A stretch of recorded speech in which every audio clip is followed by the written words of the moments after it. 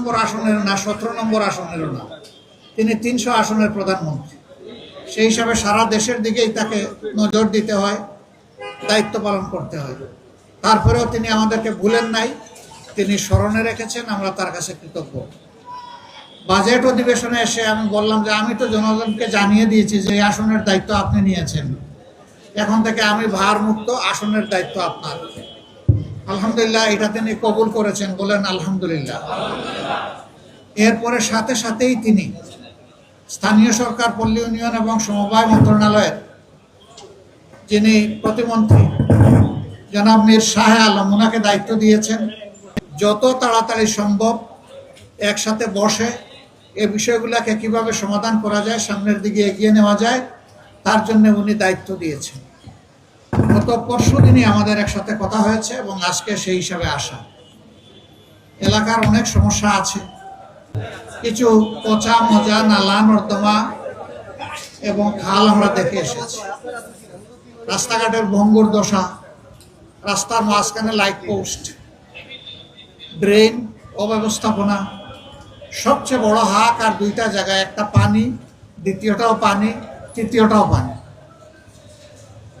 প্রথমটা পানি আমরা খাবার পানি বা ব্যবহারের পানি পাচ্ছি না, দ্বিতীয়টা পানি অল্প বৃষ্টি হলে এই রাস্তার উপরে হাঁটু পানি জমে যায়, আর তৃতীয়টা পানি মানে হচ্ছে যেটুকু পানি পাই কিছু কিছু পানিতে চরম দুর্গন্ধ, এটা ব্যবহার করার মতো না। পানির 3 মহা সমস্যা, এর সাথে হলো গ্যাসের সমস্যা। কোনো কোনো এলাকায় অপর্যাপ্ত গ্যাস, আবার কারো কারো অভিযোগ সারাদিনই ওনারা কোনো গ্যাস পান না। তাই সেই সমস্ত বিষয়, কিশোর গ্যাং, রাস্তায় আড্ডা, স্কুলের সামনে আড্ডা, এতে মাদের বুক দুর্বল করে। সন্তানদেরকে যখন স্কুলে পাঠান তখন তারা আতঙ্কের মধ্যে থাকেন, তার কলিজার টুকরার কোনো ক্ষতি হয়ে যায় কিনা। এই সমস্যাগুলো আমাদের আছে, এই সব সমস্যা আমরা কম্পাইল করে দিয়েছি। এখন সরজমিনে স্বচক্ষে দেখতে এসেছেন আমাদের সম্মানিত প্রতিমন্ত্রী, তার সাথে আপনারা দেখতে পাচ্ছেন সিলেট উত্তর সিটি কর্পোরেশনের সম্মানিত প্রশাসক। আমরা 12 ফেব্রুয়ারির নির্বাচন দুইজনেই আমরা একসাথে এখানে করেছি এবং প্রচণ্ড মিল, দুইজনের নামই শফিক।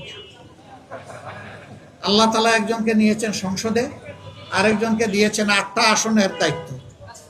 8টা আসন নিয়ে আমাদের সিটি কর্পোরেশন। আপনারা ভাগ্যবান, মহাভাগ্যবান। এই দুইজন তো পাইলেনই, সাথে সাথে প্রতিমন্ত্রী যিনি এসেছেন তিনি এই এলাকায় কয়েক বৎসর বসবাস করেছেন। তো বাকি থাকলো কি আপনাদের? আলহামদুলিল্লাহ ভালোই পেয়েছেন। এখন দোয়া করেন সবাই মিলে আমরা যাতে কাজগুলো এগিয়ে নিয়ে যেতে পারি।